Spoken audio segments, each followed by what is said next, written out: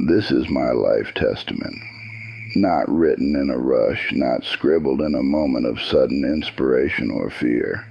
Not written to impress anyone, to sound profound, or to craft a legacy that makes me look wiser than I was. Not written because I believe my life was extraordinary, or that my experiences were unique, or that I somehow discovered secrets that eluded everyone else. Written because after 97 years of breathing, of watching, of making mistakes, and occasionally getting something right, I no longer believe that truth waits patiently for the perfect moment to be discovered. Truth doesn't wait. Time doesn't wait. And if I wait any longer, these words will die with me, unspoken, joining the countless other truths that disappeared because someone convinced themselves there would be time later. I'm 97 years old. Let that number settle in your mind for a moment. 97 years, nearly a century of sunrises, of winters turning into springs, of watching the world transform in ways I never imagined possible when I was young. At this age, you stop negotiating with reality. You stop trying to bargain with the truth. You stop softening your words to make them more palatable, more acceptable, more comfortable for others to hear. You stop pretending that everything can still be fixed later, that there's always time to repair what's broken, that tomorrow will offer another chance to say what needs to be said today. Later becomes a dangerous word, perhaps the most dangerous word in any language. When you reach this point in life, when you've crossed into territory where every day feels borrowed, something fundamental changes inside you. It's not dramatic, it's quiet, but it's absolute. You stop explaining who you are. You stop defending your choices to people who weren't there when you made them, who don't understand the context, who judge from a comfortable distance. You stop trying to sound reasonable, correct, or impressive. You stop performing. You stop wearing masks that you've worn so long you forgot they were masks. You realize that most of what you said throughout your life was shaped by fear, fear of rejection, fear of judgment, fear of being too much or not enough. It was shaped by context, by the times you lived in, by the expectations pressed upon you like weight you didn't ask to carry. It was shaped by survival, by the need to belong or to be accepted, by the instinct to fit in rather than stand out, to blend rather than be seen.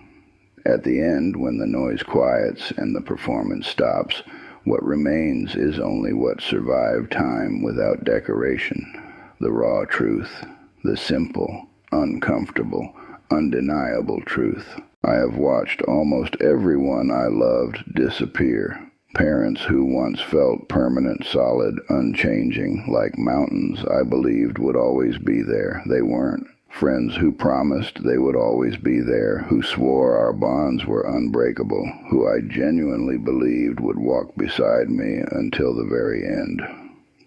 Most of them are gone now. People whose laughter filled rooms, whose presence made everything feel lighter, whose voices I can still hear in my memory but will never hear again in this world.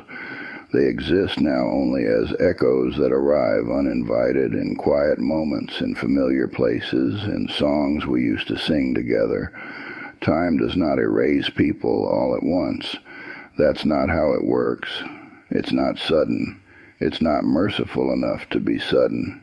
It thins them out, quietly, patiently, like water wearing away stone, one absence at a time, one empty chair, one unanswered phone call, one birthday that passes without their voice, and one day, without warning, without ceremony, you look around and realize you are the last witness to entire chapters of the world, stories no one else remembers, jokes no one else would understand, moments no one else carries in their bones the way you do. You become a living museum of disappeared worlds, and museums are lonely places. That changes how you speak. It changes what feels worth saying out loud. It changes your relationship with silence and with words. I don't have much left to give. My body is failing. My time is running out in ways that are no longer deniable, but I have clarity. And clarity is expensive. It costs years. It costs mistakes. It costs relationships. It costs versions of yourself you had to bury. It usually arrives when it's too late to use it fully, when most of your chances are behind you, when you can see the path clearly but can no longer walk it. So this is not advice. I'm not here to tell you what to do. I don't have that authority. I don't want it. It is not motivation. I'm not trying to inspire you or make you feel good or give you a boost of energy that will fade by tomorrow. It is not wisdom packaged to be consumed, neatly wrapped in quotes that fit on social media posts, designed to sound profound without demanding anything from you. It is a summary, 97 years of living, of trying, of failing, and occasionally succeeding, compressed into 3 lessons that cost me decades to understand, that I paid for with years I can't get back. If you remember nothing else from my life, if my name fades and my face becomes a blur, remember these. They are all that matter. Lesson 1. You don't find life. You choose it. Most people believe life is something that will eventually reveal itself to them, like a curtain that will one day be pulled back to show them their purpose, their path, their reason for being here. They think there is a moment when everything finally makes sense, when the confusion clears, when all the pieces fall into place, when the struggle ends and clarity arrives like a reward for enduring, when confidence arrives, when they finally feel sure of themselves, sure of their decision, sure of their direction, when clarity appears, when they can see the path ahead without fog, without doubt, without fear, when they feel ready, when they feel prepared, equipped, qualified to actually live. I believe that too. For most of my life, I believed that. When I was young, in my 20s and 30s, I thought life followed an order, a natural progression that made sense. First responsibility, then freedom. First you do what you're supposed to do, what's expected, what's required. Then someday you get to do what you want. First sacrifice, then enjoyment. First you suffer, you endure, you pay your dues. Then later you get to enjoy the fruits of that suffering. First endurance, then meaning. First you survive, then eventually you get to actually live. That order is a lie. A comfortable, socially acceptable, widely believed lie, but a lie nonetheless. Life does not wait for you to be prepared. It does not pause while you gather courage or build confidence or wait for the fear to subside. It does not knock politely when conditions are perfect, when you've checked all the boxes, when you finally feel ready. Life is already happening while you are rehearsing, while you're practicing, while you're preparing, while you're waiting for the right moment. I watch people postpone themselves for decades, not just months or years, decades. They lived carefully. They avoided anything that felt risky. They stayed in lanes that felt safe. They avoided risk like it was poison. They avoided discomfort like it was a sign they were on the wrong path. They were proud of being sensible. They wore their caution like a badge of honor. They congratulated themselves for being responsible, for being smart, for not being reckless like those other people. They said things like, after this phase, after I finish school, after I get settled in my career, after I pay off my debts, after the kids are grown, when things calm down, when work slows down, when I have more time, when I have more money, when I have more energy. Once I'm more secure, once I have a safety net, once I feel more confident, once I'm sure it's the right decision. The phase never ended. There was always another phase. School became career, became mortgage, became retirement planning. Things never calm down. Life doesn't calm down. It just changes which chaos you're dealing with. Security never arrived, because security is a feeling, not a circumstance. And you can have everything and still not feel secure. And suddenly, without realizing how it happened, they were old. They looked in the mirror one day and didn't recognize the person looking back. They didn't destroy their lives dramatically. There was no catastrophe, no tragedy, no moment of spectacular failure. They simply never chose themselves. They never bet on themselves. They never said, "This is what I want, and I'm going to reach for it even if I fail." Here is the truth I learned too late, the truth I wish someone had told me when I was young enough to use it. If you do not actively choose your life, something else will choose it for you. Your job will choose it. Your career will decide how you spend your days, your energy, your one precious life. Your fears will choose it. What you're afraid of will determine what you do and don't do more than what you actually want. Your past will choose it. Old wounds, old stories, old versions of yourself will keep making your decisions if you let them. Other people's expectations will choose it. What your parents want, what society expects, what looks good from the outside, all of that will decide for you. And none of them care whether you feel alive. None of them are invested in whether you feel fulfilled, whether you feel like yourself, whether you go to sleep feeling like your life is yours. I don't remember the days I was productive. I can't recall a single day where I felt accomplished because I checked off everything on my to-do list. I don't remember the days I was efficient, the days I did everything right, stayed on schedule, met every deadline. I remember the days I was present, the days I was fully there, not thinking about yesterday or tomorrow, just there. The days I said yes to something that scared me, the conversations I had, the risks I took, the times I chose connection over safety, the days I said no to something that drained me, the obligations I declined, the expectations I didn't meet, the times I chose myself. Those were the days life felt real. Those were the days I felt like I was actually living, not just existing, not just going through motions. Life does not reward waiting. It doesn't give prizes to people who postpone courageously. It doesn't save the best experiences for those who play it safe. It rewards courage, action, presence, choosing.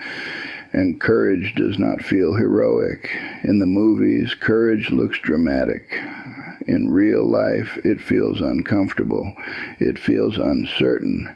It feels like you might be making a mistake.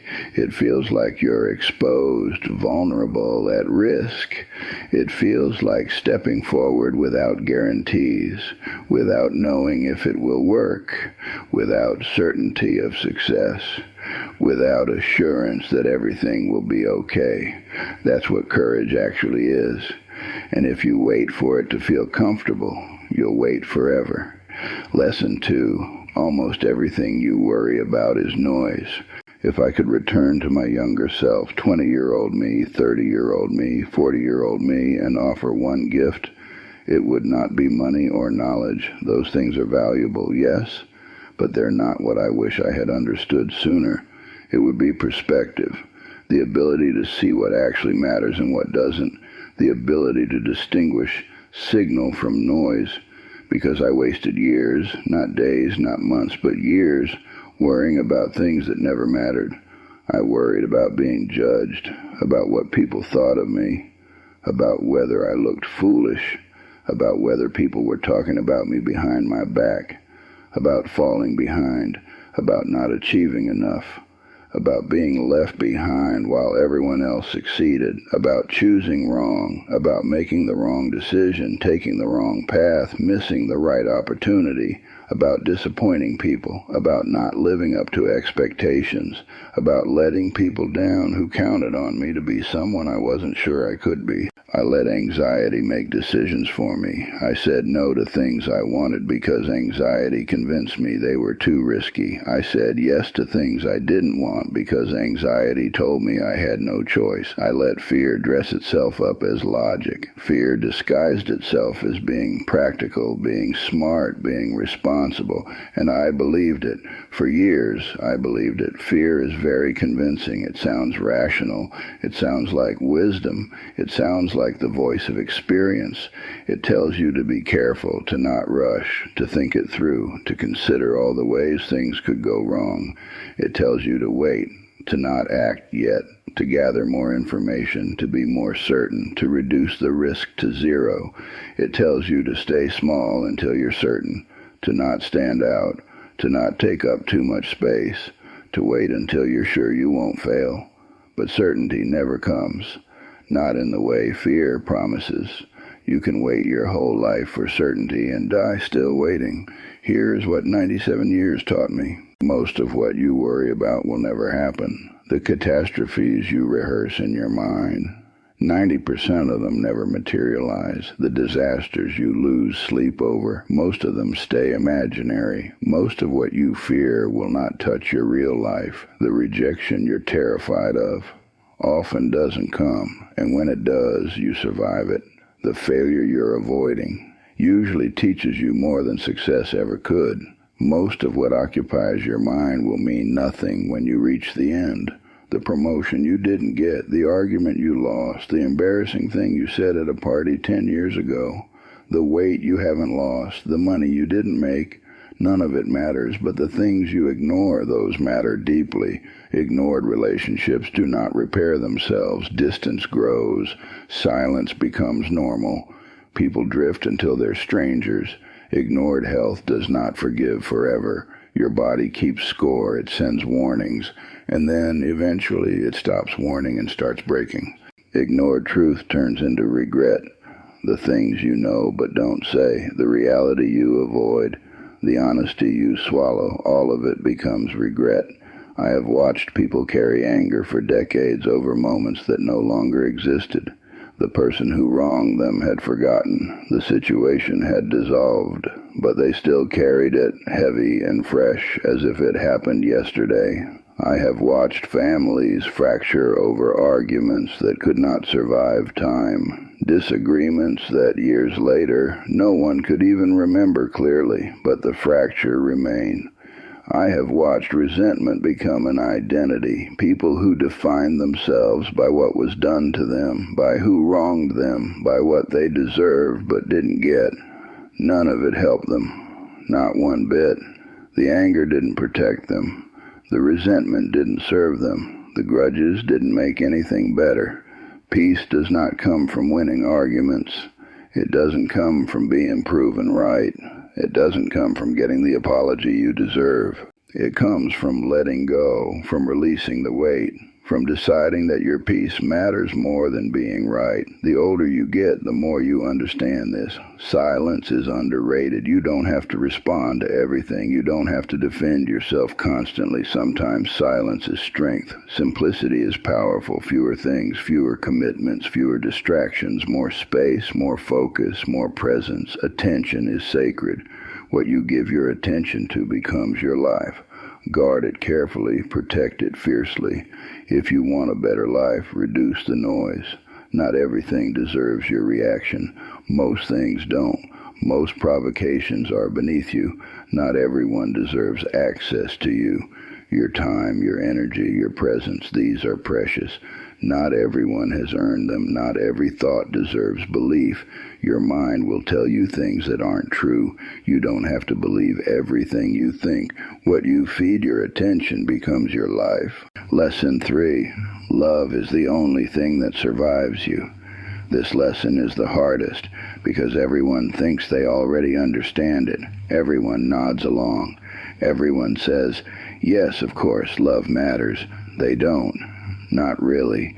Not in the way that changes how they live. I thought I had time. That's the lie that cost me the most. Time to call back. Time to return that message. Time to have that conversation later when it was more convenient. Time to forgive. Time to let go of the grudge. Time to reach out first. Time to swallow my pride and repair what was broken. Time to say what mattered. Time to say I love you more. Time to say I'm sorry. Time to say, thank you for being in my life. Time is cruel that way. It feels infinite until it isn't. It feels abundant until suddenly it's gone and you're standing at a funeral wishing you had said the thing you never said. When you're young, you measure life in years. You think in decades. You have time. You're sure of it. When you're old, you measure it in moments. Moments you were present, moments you weren't, moments you'll never get back. I don't replay my achievements, the awards, the accomplishments, the things I was proud of. They blur together, they lose their color. I replay faces, my wife's face when I said something that made her laugh. My children's faces when they were young. The face of a friend I lost track of and never called back. Voices, the sound of my father's voice, my mother's laugh. Voices I'll never hear again. Conversations, the good ones. The ones where time disappeared. The ones where I felt fully seen and fully present. I replay the times I chose presence over distraction. The times I put the phone down. The times I said, work can wait. The times I showed up fully and the times I didn't. Those replay too. Those are the ones that hurt. No one at the end wishes they had worked more. No one wishes they had spent more time at the office, answered more emails, attended more meetings. They wish they had loved more clearly, without conditions, without holding back, more honestly, saying the truth even when it was uncomfortable, being real even when it was vulnerable, more bravely, taking the risk of rejection, saying I love you first, reaching out even when it felt scary. Love is not perfection. It's not about getting it right. It's not about never making mistakes. It is presence. It is being there fully, not physically there while mentally somewhere else, actually there. It is listening when it's inconvenient, when you're tired, when you'd rather scroll your phone, when you'd rather be anywhere else. It is staying when it's uncomfortable, when the conversation is hard, when the moment is awkward, when things aren't perfect. Love costs you something. It's not free. It's not easy. It demands something from you. It costs pride, the willingness to apologize, to admit you were wrong, to not always need to be right. It costs time, the most precious resource you have. Hours you could spend on yourself, days you could spend on other things. It costs comfort. The comfort of emotional distance, the comfort of keeping walls up, the comfort of staying safe. But it is the only investment that pays you back when everything else is gone, when the money is spent, when the achievements are forgotten, when the things you accumulated are given away or thrown out. Love remains, the love you gave, the love you received, the connections you built. That's what stays. At the end of life, love is the only proof that you were here, that you mattered, that your existence made a difference. Final words. I am 97 years old. My body is tired. It doesn't work the way it used to. Some days it barely works at all. My time is limited. I know this with certainty now, not in an abstract way, in a concrete, undeniable way. But my mind is clear. Clearer now than it's been in years. The fog of worry has lifted. The noise has quieted. If you take anything from this testament, let it be this.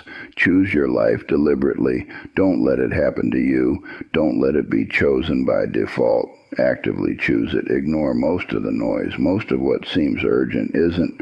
Most of what seems important won't matter. Love while you still can. While the people you love are still here, while you still have breath, while there's still time. You do not need more time. You need more honesty, more courage, more presence. Life does not wait for certainty. It doesn't pause for readiness. It responds to courage, to action, to choosing. One day you will be where I am now, standing at the end, looking back, seeing everything clearly, and you will see everything clearly, the things that mattered, the things that didn't, the moments that defined you, the moments you wasted. My hope is that when that day comes, you will not need to say, I wish I had lived. My hope is that you will be able to say, I lived fully, imperfectly, bravely. I loved, I chose, I was present, I lived. This is my testament. Now go write yours with how you live, not with words, with choices, with presence, with love. Go live.